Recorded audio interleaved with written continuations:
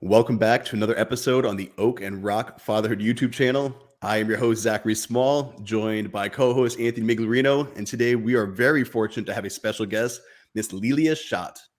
Lelia Hi. is the founder of Synergy Parenting, which is a resource that helps parents and children reclaim their peace, power, and connection together, which aligns so well with what we're doing here. You know, we're always the two fathers coming on. Lelia is our first guest, not only our first guest, but coming on as a mother. So it's the opposing view, the balance, the complementary perspective to what we're doing with raising children. She has over 24 years working with individuals to help reclaim their sense of authenticity and attachment through conscious parenting. Again, something that we harp on quite a bit here. Connecting intentionally with your children. As a mother of 6, she's doing this while raising 4 boys and 2 girls in a peaceful home. Lelia, welcome to the show. Thank you. It's an honor to be here. We're very happy to have you. Anthony is the one who brought me onto your work, and I couldn't get enough. And when he said, hey, maybe we should reach out and see if she'd be our first guest to come on the show, I was like, there was nobody more fit, to come on and to just have the conversation with what it is we're doing here. And again, Anthony, he led me to your work, as always. He's led me to the books. He's led me to the resources. Anthony's really been showing me things that have opened my eyes to how far we can go with this peaceful parenting and connection within the home. And when I found your content, I was like, oh my goodness, this is perfect. So Anthony, thank you for introducing Lelia. And Lelia, is there anything I didn't cover about you before we start this conversation? Anything you would like the audience to know? Just that I'm an imperfect parent myself doing this work, and that's what it's all about. Being conscious and intentional, not perfect. That's well said. And it's interesting you start that out, because when we run shows like this, when anybody turns to a YouTube channel, they're going to the experts. They're going to the pros. And what Anthony and I have constantly stressed is what you just hit there. And that wasn't even prepped. We didn't discuss that prior to. It's just the way, like, we're always sharing. We don't have all of the answers, but we're talking about some of the things we have found that are right. And with Anthony and I, it came to peaceful parenting, and specifically peaceful fatherhood with the family. Being intentional fathers, raising children in violent-free homes, no corporal punishment, nothing of any sort that's going to repress those within that home and prevent them from flourishing out in the world. So I know Anthony's story. With you coming up with 4 boys and 2 girls, what was it about that wanted you to go the more professional route with creating Synergy Parenting? What was the seed that planted that for you to want to share it with the rest of the world? Well, my sons are the older 3 and then my youngest. And I just recognized that, so before I had children, I was actually quite scared of men. So I found it interesting that I had 3 sons in a row, and that they were so soft and gentle and loving and needed all the things that I had grown up believing girls needed. And I recognized that my sons needed these things too, but that they didn't receive them from the world. I'm generalizing. But when I had my 4th child, my daughter, that was when I really recognized how differently people treat girls and boys. So when she had, an emotional release, a tantrum, people would be like, oh, she's so fiery and she's so strong-willed. And they said it in a very complimentary way. And that was my first experience as a mother, really feeling supported around my children's emotions and needs. Because with my sons, people would tell me they need a firmer hand. They're walking all over you. You need to be stronger. You speak too softly. And so when I discovered conscious parenting, and when I started to learn more about child development, I really wanted other people to understand that, irrespective of what a child's gender is, that they need compassion and understanding. And I really saw it as a way of healing the dynamic that plays out in the home between husband and wife. Wow, that's heavy. And it is something we see so often, right? Young boys are not getting that love and connection from their parents, but especially from the fathers. So again, that's what me and Zac have these conversations about all the time. We want to bridge that gap. We want fathers to understand that maybe the way they're acting, maybe why they're reactive is because how they were treated as a child. And we need to break that cycle. And the more guys we speak to, it's like a light bulb goes off and they realize that their sons do need that love and that genuine connection. They need to be dependent on them when they're young. And this is how we're going to raise stronger men for the future and stronger children in general. But I can't say enough that how much I love your content and the message that you push out there. And I really do think that more fathers need to go down this route, right? We need to find peace from within, and we need to share that with our kids. Me and Zac talk about it all the time. For men to be strong, we have to be emotionally stable.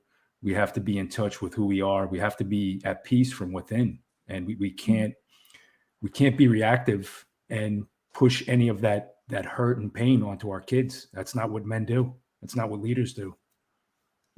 That's true. It's interesting. We speak a lot about men need to lead the way, and a lot of the work we do are helping men kind of find that voice within. And when we talk about that, it starts within the home as well. And when you lead yourself to greater heights, you lead yourself to other work. So at LeliaSchott.com, that's where I came across the synergy parenting. I led myself to your content, and in there, the best leaders are followers. I started following what you were talking about. So I was wondering, with all the elements of synergy parenting, how did you choose those specifically? How did you choose what you really wanted to be a part of your message? Because you could have chose anything, but you were very intentional, with the elements that you included with synergy parenting. So I recognize that the focus is often on changing a child's behavior, modifying the behavior. And I had lived that and seen that it caused a lot of disconnection. And when I realized that it already began with me, so taking the work and working on my regulation, my emotional regulation, and taking responsibility for my behavior, it was very exciting. Of course, it's challenging, incredibly challenging and even painful, but it was also very liberating, and I saw it really as a portal to progress. And so there's synergy, right, in a parent's healing and a child's growth. And as we nurture ourselves and the children we once were, we can more easily nurture our children. So that's really how I came up with the name. And as far as the principles are already based on neuroscience and ancient heart wisdom, right? So that's why when we read the stuff, most of us resonate with it. Like, oh my gosh, that feels so true to me. And I think that's because we all need the same things. In that, we would talk about leadership. That ties in so well, because you had to lead you. Before you could change your child, you had to change Lelia. Before I could change my children, I had to fix Zac. I had to heal me. And there is fun in that. And I think that's something I really want to get across to parents, is that shifting the way things were, there will be a period of chaos. When you're breaking free from the default to the way you were raised, be that yelling, spanking, slapping. There's a lot of things that go on, and to break free from that, you're sort of changing the rules. But that is so liberating, because now you choose the rules. You don't have to walk on eggshells in your own home. You don't have to have children who are afraid, or they're exhibiting your worst behaviors, and you hate that because it mirrors back on you. You can face them and control that. And that's not a scary thing. That's a great and beautiful thing. And in your work with that synergy, it's just amazing to see that dance between parent and child. And if you're okay, just like a dance, somebody has to lead the way. If you can lead, your child will flow with you. And that it's like poetry in motion from there. That's true. It's a relationship, right? That's what it is. It's having a relationship, a heart-to-heart connection with somebody who is so vulnerable and who has, well, they are immature, right? And we expect so much from them, and they're not capable of giving it. And so coming from a place of compassion and healthy expectation really helps us to have empathy for our child, and also empathy for ourselves, acknowledging that many of us are the first generation to practice this parenting, to have this awareness. Our parents didn't have it. And that we're so fortunate to have all this information at our fingertips. But even when it's in our head, it still takes a while to drop down into our hearts. And even when it's in our hearts, sometimes our body, is on its own mission. It's being programmed from long ago. And so most of it is really working on our stress responses, don't you find? Well, absolutely. It's that knee-jerk reaction. One of the things we constantly stress is instead of reacting to everything, have a healthy response to it. And that's a trained behavior almost. Yeah. And it can feel really unsafe for some people. So they read the stuff and they say, oh, this sounds amazing, but I'm so scared. How will my child turn out? And how will they know right from wrong? And they don't feel safe when their children don't instantly obey. And that makes sense if when they were children, they were wired up to believe that when you listen, when you're instantly obedient, then I will keep you safe. When you are not, you are unsafe. And just recognizing, oh, that's what's coming up for me right now. My child's not being obedient. And so even though I know in my heart that they don't need to be, and even though I have the neuroscience now to prove that we're trying to develop internal regulation and internal boundaries, my body still feels like I want to yell or like I want to run away, be passive. So I love that information for people focusing on the whole body, the mind, the heart, the nervous system. Lelia, do you have a lot of fathers as clients, or is it mostly mothers? Recently, I have fathers, but previously I've only had mothers. So it is very exciting to me to have fathers doing this work.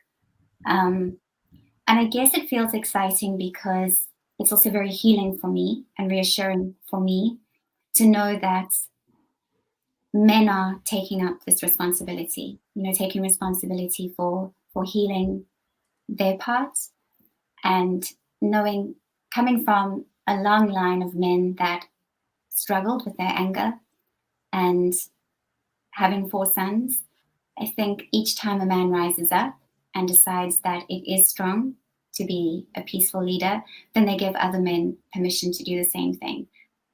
That's very exciting for the world.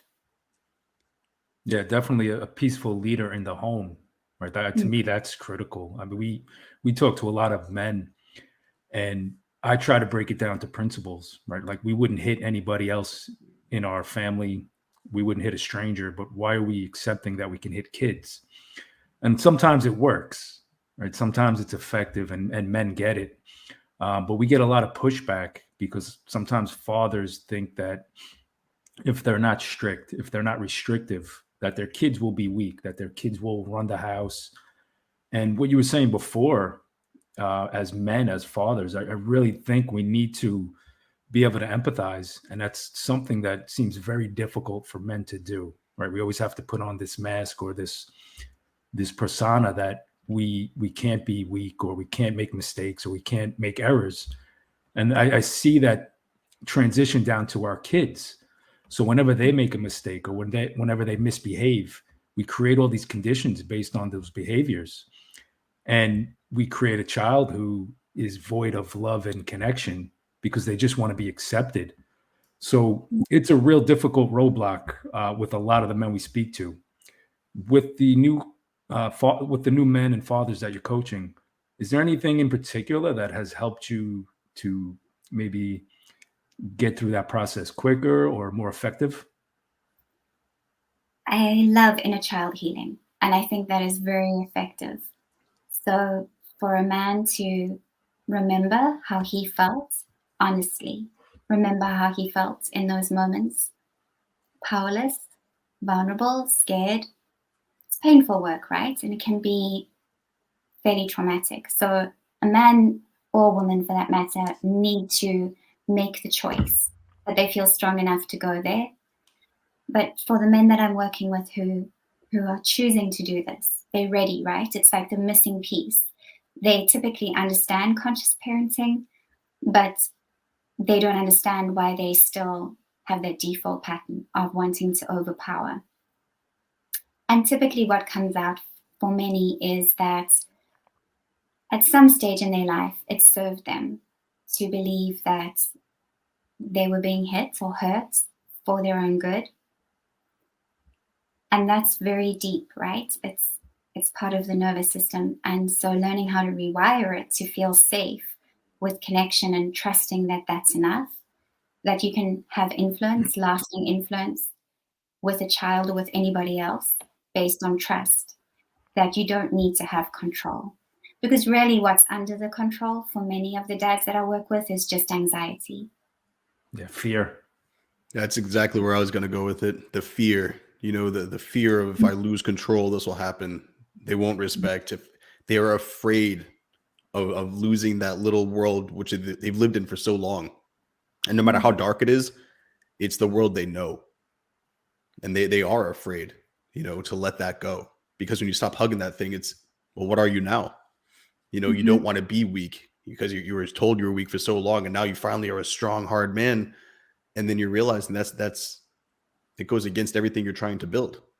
And so, as you mentioned that with these new men showing up, which is great to hear, obviously, with what we're doing here, I love to hear that. But I'm curious, when you start that process, is it the same for men and women? When you have the mothers coming to you and the fathers, is your template or your initial discussion with them the same? Or do you cater it based on it being a man or a woman?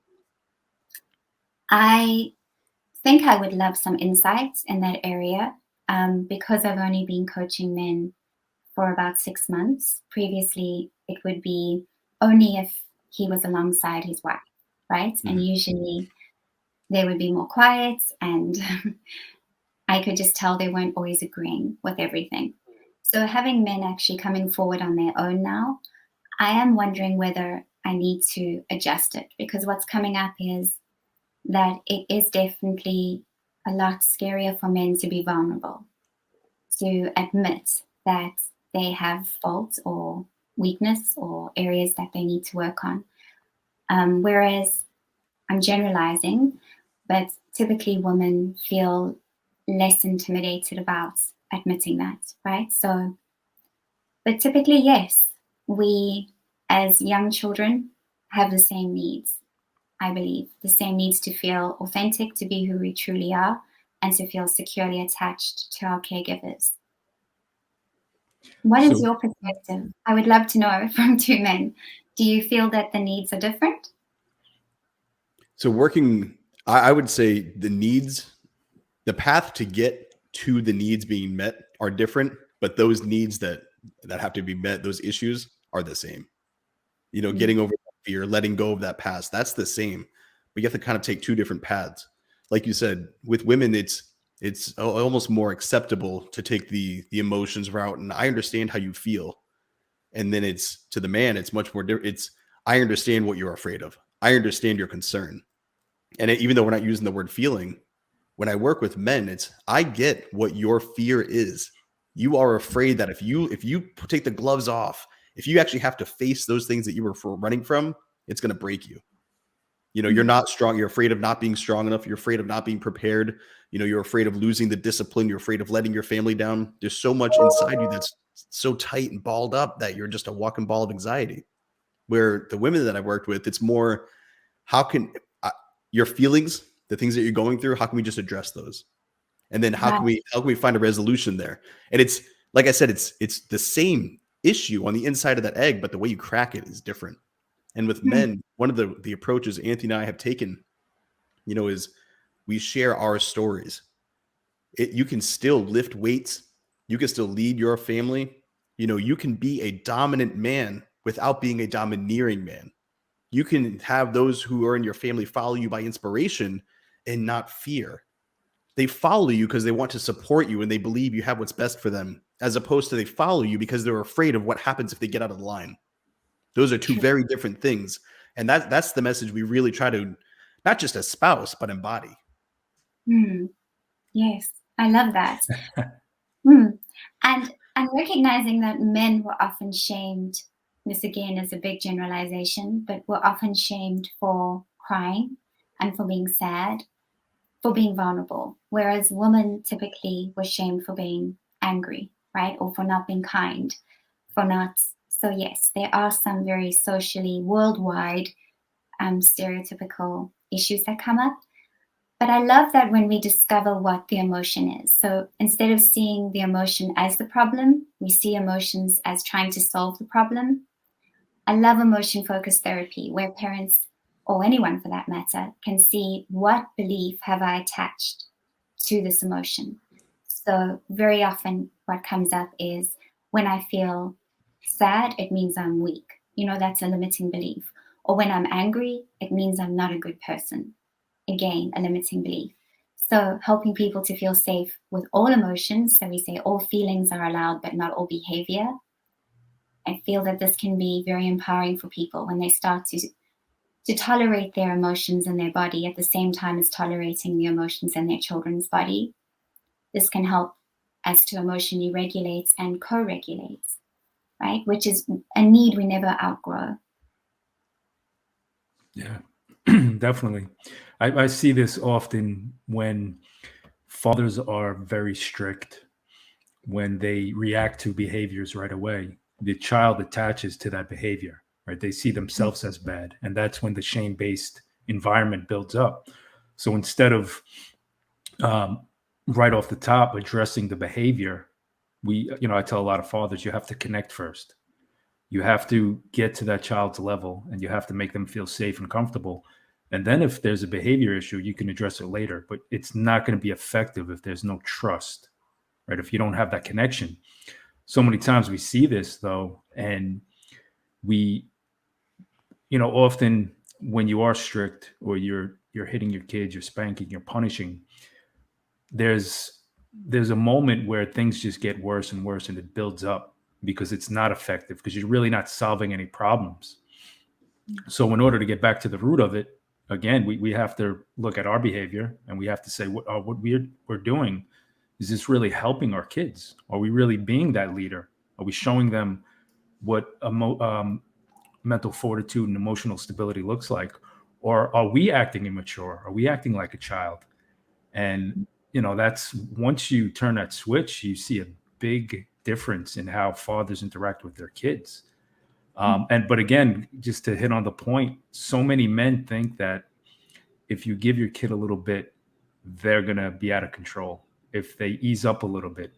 And they say it as easing up, but really it's just allowing your kid to freely express who they are, to have needs, to have preferences, to be authentic. And Right. I see this as such a problem in the world today. So many men, young boys, teen boys, young adults, they suffer this trauma, right? It's so difficult for them to get past. They don't know who they are. They don't know which direction to go.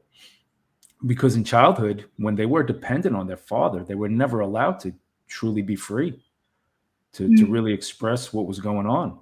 And I think if we can bridge that gap, if we can have fathers again bring that peace within themselves, they'll be able to allow their kids to have peace. There will be less yelling and hitting, hopefully no hitting. But Yeah. that is a difficult path that me and Zach are trying to carve out and help dads reach. Right. So you focused on softening the patterns instead of breaking them, just one moment, one day at a time. Yeah, and there's so many different parenting tools, right? There's so many different parent tech that you can do: peaceful parenting, gentle parenting, positive parenting. But until you really fix yourself, you're going to be faced with the same obstacles, right? You can read books and you need to apply what you've learned, but it's difficult if you don't really believe that you're a good parent, if you don't believe that you're a good dad. And to me, that's the greatest lesson that I've taught my three children. Once I started believing that I was a good man, a better man, becoming a better man, I became a better parent. And then that reflected onto my family, right? Everybody benefited from me growing and getting stronger. I love that. That is truth. Yes, 100%. Whenever you talk about your growth, that makes me smile. And, like, it's just so cool to hear, like, of this happening in the home. And this is one of the things that I think is missed. And Lelia, I'd love to hear your perspective on it. But you had shared recently on your Instagram how powerful you can be as a parent. And it reminded me of a story. I had dinner. It was me, another man, my son, his son. the men were at the table. Their oldest boys were at the table. It's like an unspoken like challenge had been set. And we're sitting there, we're eating, and I crushed my plate. Everybody crushed their plate. His son was full. My son was full. He's like, hey, you better finish this. And his kid ate everything. And I was like, you can go. If you're full, you don't have to finish that plate. And we were talking. He's like, yeah, raising them right, clean plate club. I was like, no, man. And then it made me think of your recent thing on Instagram. In there, his priority was the perception of being a good and strong man. He wanted to be viewed as somebody. My kid finishes his plate. My outcome, my priority is not for you to look at me and think I'm a good dad and according to all these metrics that you've made up. My goal is to connect with my child. He's full. He's good. There's no need for me to flex through my kid. And in that, you had shared, the more present you are with your kid, the more they are heard, the more that they are seen, the more resiliency they have in life.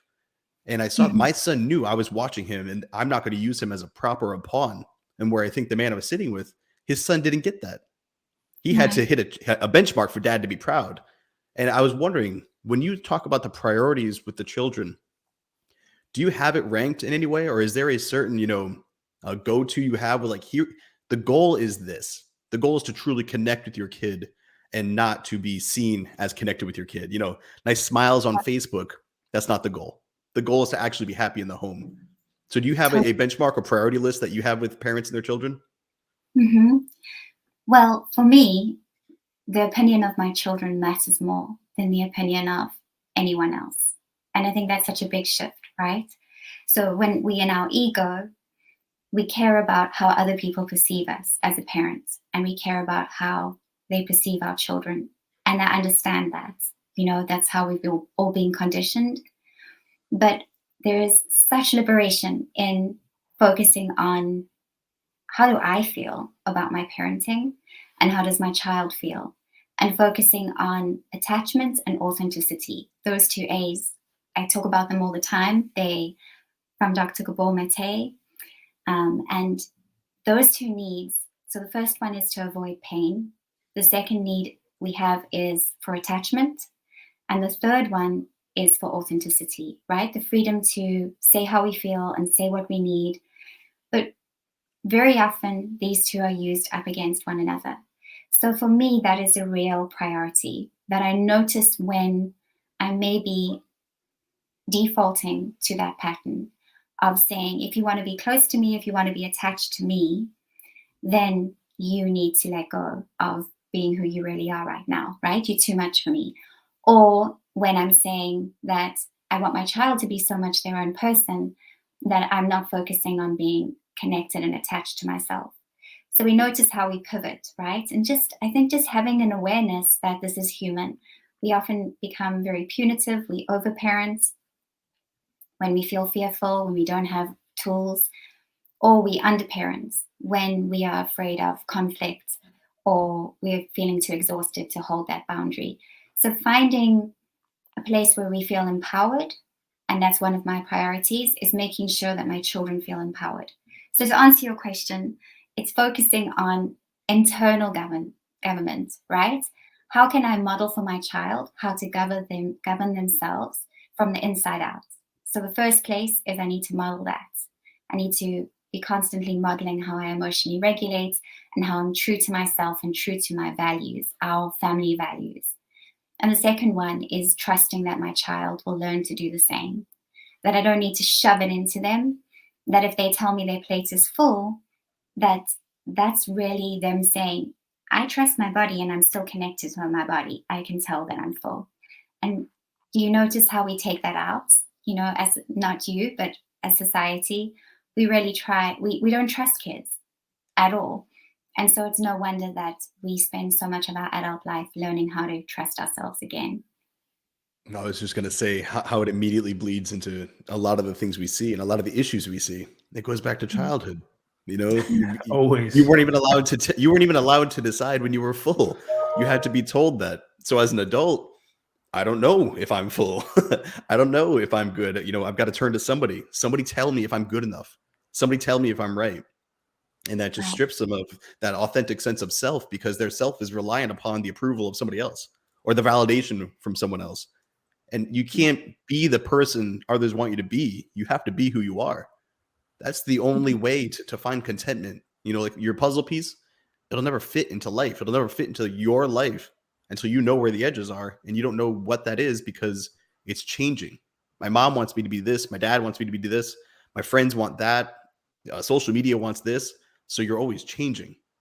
And what Anthony and I have both found is when you stop, you know, in the land of conformity, authenticity reigns king. In the land of everybody trying to be like everybody else, those who stand up and say, no, this is me and this is where I stand, people turn and they pay attention and they watch. And that's where him and I have found, you know, success with what we're doing, is that that's why it's oak and rock. Big trees with strong roots, hard bodies, hard minds, hard souls. There's a reason that we have this name. Oh, I love that. Right. I love that. I just thought it sounded really masculine, but now I get it. It's deeper meaning. There are layers. We were going for both. Absolutely. Very cool. But yeah, so I guess what we're saying is underneath our coping mechanisms and our conditioning, we are the parent that we really aspire to be. But it's about peeling back those layers and seeing that, you know, for instance, for that friend of yours, how his intention was to do good, right? So it's conditioning. And so very often starting with a parent's values, like what are your values? Giving them a list, they'll be so surprised to discover that most of the stuff that they're doing or teaching their children have very little to do with their values. They've just sort of inherited other people's idea of what really has value. And when they think about it, oh, that is not really a priority to me. What my child wears is not as big a deal as it was to my parents, for instance, you know, or whether my child has a nose ring. I don't define that as inherently bad. So I guess understanding child development and selfhood and what's really going on, seeing behavior as communication, and then separating their behavior from their essence, I found that to be very helpful. To be like a mirror, reflecting back to our child the goodness that I know is always there, and reminding them that that's who they are. So irrespective of what behavior we're seeing, we just see that as communication of unmet needs, unheard feelings, unlearned skills, and unhealed hurts, you know, all the uns. And once we understand that, then we can take ourselves and our ego out of the picture, and we can just not focus on, you know, who's right and who's wrong and who's bigger and who's smaller, but what do we both need right now to live according to our values. I love that you called it all the uns. There's a lot of things to undo. Yeah, and unlearn. Oh my goodness. It feels like that's all I'm doing these days. It's just as my young adults are, you know, developing their own value system, and there's just so much more information and so many more choices out there, I'm discovering they're having to teach me a lot.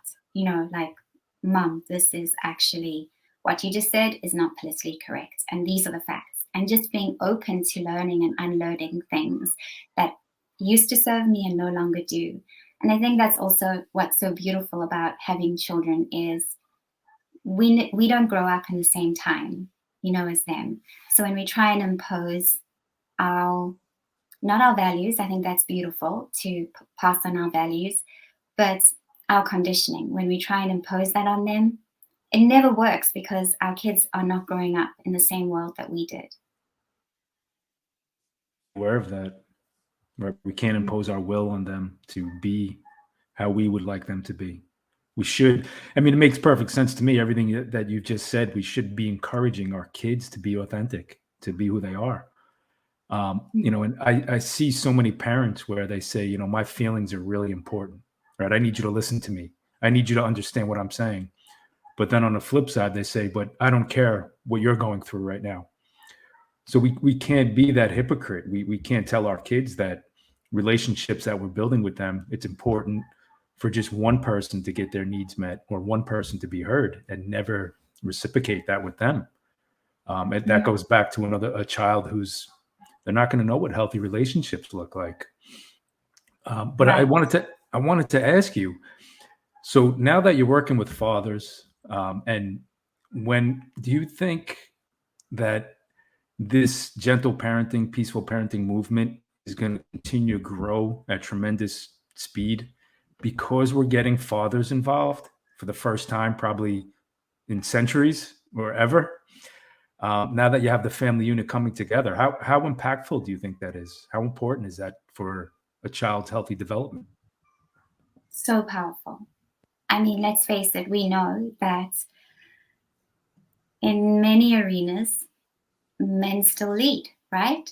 So when they give permission to every other family member to have equal worth at the same time as holding on to their responsibility, right, their safe authority, then this means that children can rest in just being a child, being an immature child, and the mothers can rest in being the mother, and the fathers taking up their role really frees everybody else up to do that. We see how often children, are parentified, right? They're having to fill the role of an absent dad for their mom, or a daughter having to fill the role of her mom, perhaps, with mental illness or whatever. And so often, this isn't intentional or anyone's fault, it just is. But I do believe that if each parent is working together and working on their own stuff from their childhood and being more conscious about, well, bringing the unconscious into the conscious, right? Recognizing, oh my gosh, so I was just doing that again and I'm so sorry. And that's another thing, to see men actually apologizing for when they mistreat us. I feel that would give everybody more safety in realizing, oh, I don't have to be perfect to be strong. That there is strength and accountability. Oh, yes, for sure. I feel like if men could get on board with this, most of the time, what I hear from women is they're so exhausted. They're trying to emotionally regulate all day with their children. They are practicing conscious communication. They're doing all that stuff. And then, so I'm generalizing again. Of course, this happens the other way around as well. But dad walks in the door and he yells and he kicks the dog, and they feel like the dad is undoing everything that they've done the whole day. And then they start fighting with their husband about that, and then the parents are fighting, and then we just get into this cycle. So we really can't do the work for somebody else. So if men can start doing the work for themselves, I feel like everything would just come right. Well, there's harmony to it, and there has to be. It's a generalization for a reason. For comment and for many, it's true. That is how it goes out. The moms are with the kids. The dads aren't with the kids. The dads are doing man things. The topic, or the idea of perception really stood out to me when you were talking there. Men do not want to be perceived as weak. They don't want to be perceived as not having themselves together. What we're trying to do is to remind these men that you being hard on your child in the home is not going to make them strong in the world. You can have strong children by connecting in the home. I don't hit my children. That does not make them physically weak. I work out. My kids work out. They were going to Muay Thai. They were boxing around. They were doing these things. They were learning how to be physically strong and combative. They play sports. They're strong kids. They know their parents support their individual decisions. My son, a great example. I played football as a child, American football, not soccer. And my son, he played baseball, and a totally different sport. And I was like, you don't, you play football like me. That'll make you a man. No, absolutely not. My son is stronger than I'll ever be at that age. And his trajectory is so much higher because I'm helping him be his best self. And that is making me the strong father. And doing so and rallying around the home is making me the stronger husband. And all these things come from me being the stronger man. One of the things Anthony and I stress is that our children follow our example, not our advice. If you're afraid of being perceived as weak, your children will be afraid of being perceived as weak. That doesn't make them strong. And as a man, that doesn't make you strong. this goes back to the appearance of success as opposed to actually being successful. So it's Right. our hope, and in these discussions, that it does take off, because men start to realize this show that you're putting on is unnecessary. True Mhm. connection is what we need. True connection is what makes the strongest foundation for that family. And you can build a cabin on some sand, but it's going to fall eventually. Sand moves. You can build Right. a whole castle on a strong concrete foundation, a strong rock foundation. It's not going anywhere. And that comes from the day-to-day reps. That comes from, like you said, making sure your family is seen, is heard, is listened to, and is supported. If we can Mhm. do those things, I don't see how this won't grow. And I am obviously of the opinion that it requires more men to get involved, more Mhm. men to start reaching out, more men, the men that are going to you, the more men that bridging that gap saying, hey, I need some help. And through Yeah. your work, through our work, through what it is we're doing here, I think for the first time ever, we're going to find men leaning more into their families for strength and to grow them out through their connection, as opposed to brute force out of fear. Yeah. That would be amazing. It Yeah, would well, That's the be definitely. goal. Change the world. I think I we might really have to believe come that. up with a different name than gentle parenting or peaceful parenting. You might have to, Right. like, So into the fire empowered. parenting. Yeah. We got to convince fathers that it's masculine to be a good dad, right? That fatherhood is masculine, fatherhood is strong, and Oh being yes. a committed and dedicated and caring father is what's going to change the world. Hmm. So that's the task, right? That's the roadblock. How to convince fathers of that, and we do it through these conversations. You know, in a child healing, when I ask somebody what they wish that their father gave them, so often they say protection. You know, we really need men to be protectors and to protect in a way that does not harm, in a way that preserves, in Dr. Marshall Rosenberg's words, preserves the life and the rights of each family member. Yeah, and that's well said, because in order to be a protector of the family, we have to make sure that we are not the ones inflicting the pain and the trauma. That's first and foremost. You can't be a Right. protector and be the one who's physically hitting, screaming, using the dad voice, and doing things that are not going to help your child grow, continually punishing them for misbehavior. So we definitely have to make sure that we are the protector, and what that means. I think that's something most men, you were talking about values of the family. If we're going to say we're the protectors, we better sure act like it. Mm-hmm. Yeah, and set an example of who we want our children to marry, right? Or to be in Yes. relationship with, to have friendships with. The familiar is what we gravitate towards. Isn't that scary? And a Not if wonderful, you're doing it right. It's not scary. right, right. If you're doing it right, then it's incredibly exciting. Then it's working how it's supposed to. But for many of us, we recognize that we were perhaps attracted to, men that reminded us of our fathers, and they were not safe. And so this, as I said, being the first generation, I think we really need to cut ourselves some slack, because we're doing all the heavy lifting of raising ourselves and our inner child to feel safe at the same time as doing that for our children.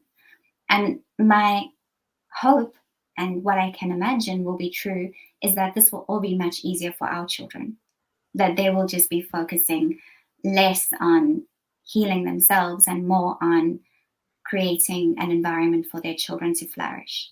It's pretty hard going trying to do both, right? Healing our own stuff at the same time as, desperately trying not to pass that on. It'll be so much easier for our kids and our great grandkids if they're focusing on passing everything they've learned on.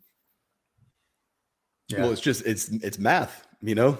Yeah. If you have to stop looking backwards, you can look forward even more, you know. So one of the things I would be remiss to ask you now, I mean, this is a great opportunity, is we're always talking it from the masculine perspective, from the man's side.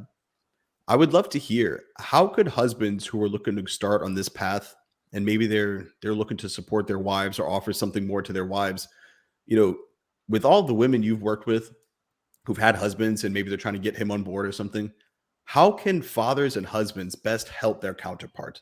How can they best help their spouse, their wife, the mother of their children? Hmm. I think the need to feel supported, to feel appreciated, all those things, the attention, the attunement. These are practices that we all need, but they do take effort. So if they could just believe that by doing the work, it will not only benefit their wife and their children, but themselves as well. And that's really what it is, right? We can become so enmeshed as families, growing up to believe we're responsible for our parents' emotions and that we're responsible for keeping our parents calm and regulated. And then we do the same thing in our relationships. We feel that we're the ones that are responsible to keep our husbands calm and regulated, or vice versa.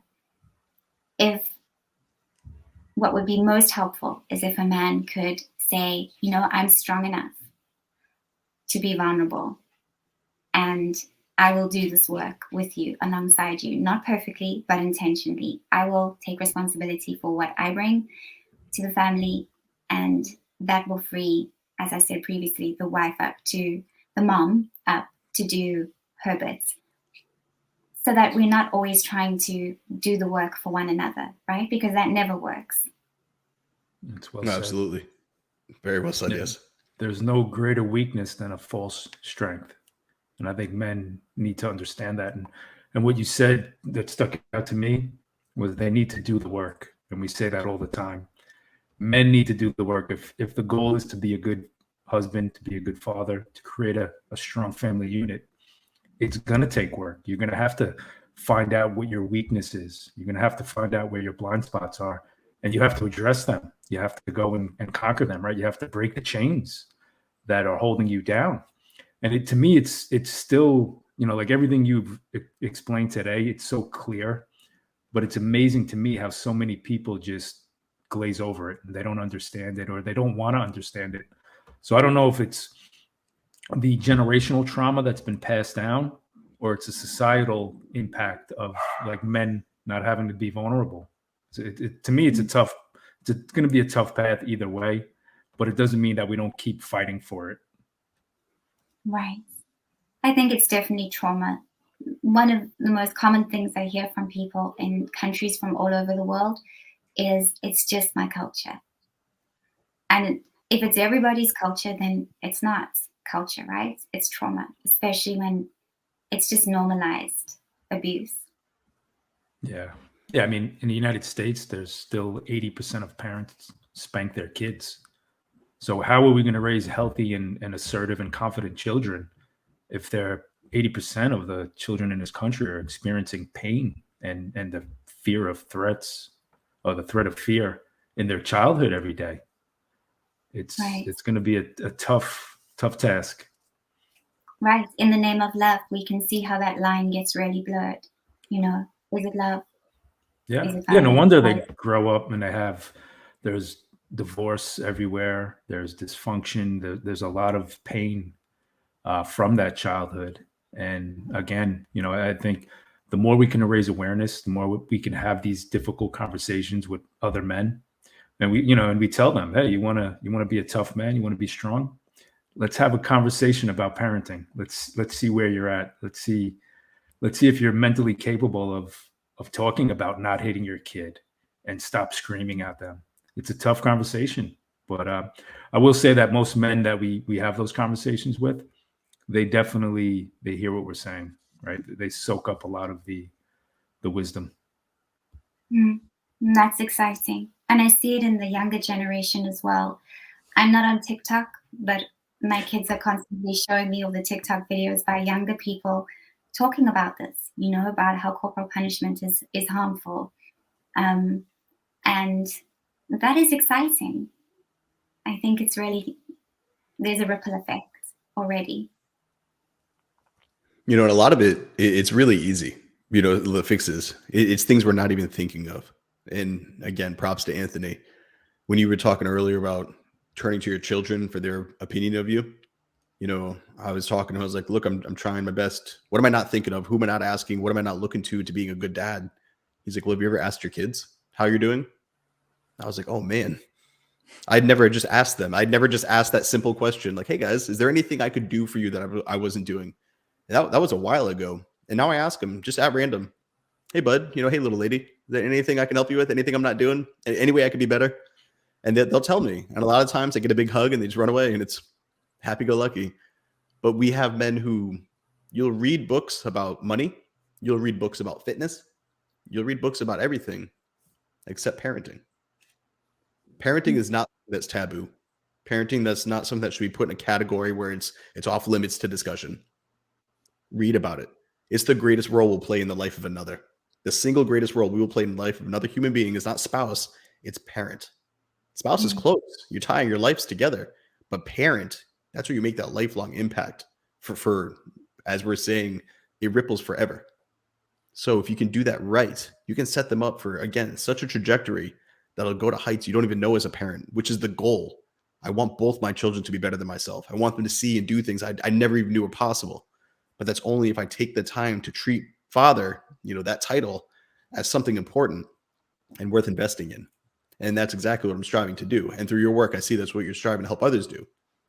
But I was wondering, since I was able to ask my question, you know, with you in the hot seat as the guest, I was wondering if you had any questions for Anthony or I, or anything with us here. I mean, we're both open books that you'd want to be discussed, or if you had any questions for us to address. Well, Yeah, I'd love we to have ask no a problem being question. vulnerable. I know. And that is really admirable. Do you see how it is contagious? If you're with somebody who doesn't, or who has willingly offered up their vulnerability, then it helps me to feel safe being vulnerable, right? So I would love to know what you think women can do to help men feel safe in the relationship as co-parents. So I knew this question was coming, and I still, I was racking my brain. I was just you know? thinking the same thing, bro. Like, you go through it. It's one of those things. I'll try to answer it to my best. I'm so focused on being the best father I can be that I'm focused on my mission. I'm focused on taking care of myself mentally, physically, spiritually. You know, my wife is fantastic at supporting that mission. And so when I think of that question, I think of literally my life. Like, let me use me as the example and not some theoretical thing, but in my world, what helps me the most is that my wife and I, we sit down and we speak to each other every single day. We sit and we have conversations. I think one of the biggest issues I see with other relationships that are struggling with their parenting or just getting on that mission is that other things are given priority over the family. You know, my wife makes our family top priority. So when we talk about things, we talk about how my son's doing, how my daughter's doing, how we're doing, what we need, where we're doing really well, where we're struggling, where we can fix things up. And because we do that, I think that's why we're finding success, because we're aware and we're looking and we're not anxious about this. It's just a discussion about the family. It's not like I have a whiteboard out and I'm taking notes. It's just every day, kind of like a little debrief. I think when a wife will sit and she won't make social media a higher priority, you know, sitting and scrolling on the phone or doing these other things, but a wife who wants to be involved with family game nights, a wife who wants to be involved with helping the children with their things and not caught up in the keeping up with the Joneses. You know, I've seen that that's one of the biggest things is if the husband is trying to like, all right, I'm going to be a connected father, I'm going to do these things, he needs his wife there too. And that means she might have to sacrifice some of the things that up to that point was taking her priority. So I think the best support a husband can get is a wife who has the same priority in that family. If the wife can prioritize those children and the relationship over the appearance of success on social media or on, whatever they're sharing it on, if they can truly connect with their kids and support them and then support their husband in his efforts to doing the same, I don't see how that could not be a recipe for a winning family. And so I'm not even sure if that answers the question as much as it just addresses an issue that I have seen, but I don't have, because again, my wife and I, we're reading from the same playbook. Like we know what each other are doing and why we're doing it. And that's why it works. Yeah, it's powerful. Well, don't forget, Zach's younger too, so his generation is going to be a little bit better than mine. True. Yeah. Mine. I would say that what happened with me and my family was probably not typical of what most families go through. I was the one who got on board with peaceful parenting, and my wife was more reactive. And when I did make the change, it was very confusing to her, right? She didn't know what was going on. All of a sudden, I'm saying, hey, let's stop yelling at the kids. We never hit them, but I said, punishment doesn't work. Let's find better ways. And I researched, I hit the books, I listened to podcasts. And thinking back, it took me a lot of years to get my wife on board. There was a lot of struggles, a lot of conversations, but I had to remain calm. I had to keep my cool, and I had to, again, go back to being a good leader. And how could I say to my wife that I demand you to follow my peaceful parenting rules? It's not going to work, right? I can't force her to be a peaceful parent. But when I think back, what would have helped me with my wife is if she, in those moments, would have understood how important being a mother is, the same way that I had to understand how important being a father is. And I think a lot of that might have been some influence from society where, she was always a stay-at-home mom. She does have her own business that's pretty successful, but she always had this, I don't want to say delusion, but this something in the back of her mind that was telling her that being a mom wasn't that important, that maybe she should go get a job or create a business. And I'm not saying whatever path you choose is yours, but I think that led to her not really embracing who she was as a mother, right? Motherhood. In the same way that other men, they don't embrace fatherhood, right? They say, we got to go provide, we got to get a job. Okay, but there's other elements to being a good dad. You need to be connected. You need to be caring. You need to be a strong figure in a child's life when they depend on you. This way, when they do become independent, they can go out into the world, right? There's so many different things that men miss what it means to be a good father. So looking back, I would say if my wife would have picked that up sooner, it would have saved us a lot of years of conflict resolution. Right. But those limiting beliefs, they really, I know, we don't choose them, right? And everyone works theirs out in their own time. And I think it's beautiful when we can be, for our partner, that mirror, that light reflector, like you were, so whether it's the husband holding up the mirror for the wife, showing her all the beauty and all the nurturing and everything inside, or vice versa. Very often, I suppose, it's okay to also take turns, right? Sometimes one of us is just feeling weak and the other one isn't. And we remember. At first she thought I was completely crazy. So I do have to give her credit for sticking, through with me. There's a lot of resilience on her behalf to actually hear me out, put up with me, and everything was coming full force at her. So it actually did strengthen our family and our marriage a lot more. So besides being better parents, it connected the family. That's such a big thing, is believing that our relationship is resilient enough to handle rupture, that we don't always have to have the same opinions and to agree on everything in order to eventually get there, right? It's okay for us to have to go through the peeling away and helping one another feel safe. Absolutely. Lelia, this has been an incredible discussion. And when Anthony and I were talking about getting you on and having the talk, this is exactly what I was I could see in my head. is just having the conversation about it, just a discussion on parenting. And again, normalizing it. But in this, getting the perspectives from a professional who's been doing this for years, along with just these two dads coming up saying, hey, we've been living this. We'd like to bring it out to the open and publicly start having the conversations we're having in private. And I think, we achieved that.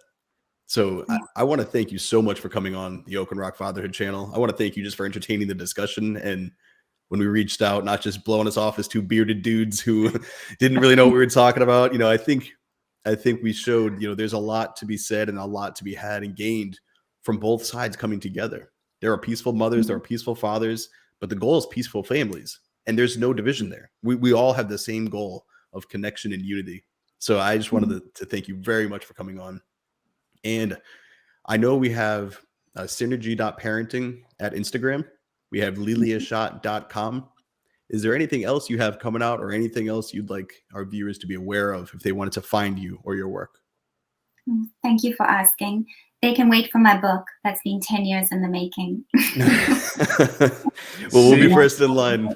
Don't be making fun of me, Zac. In 10 years, my book's still not out. Soon. No, thank you.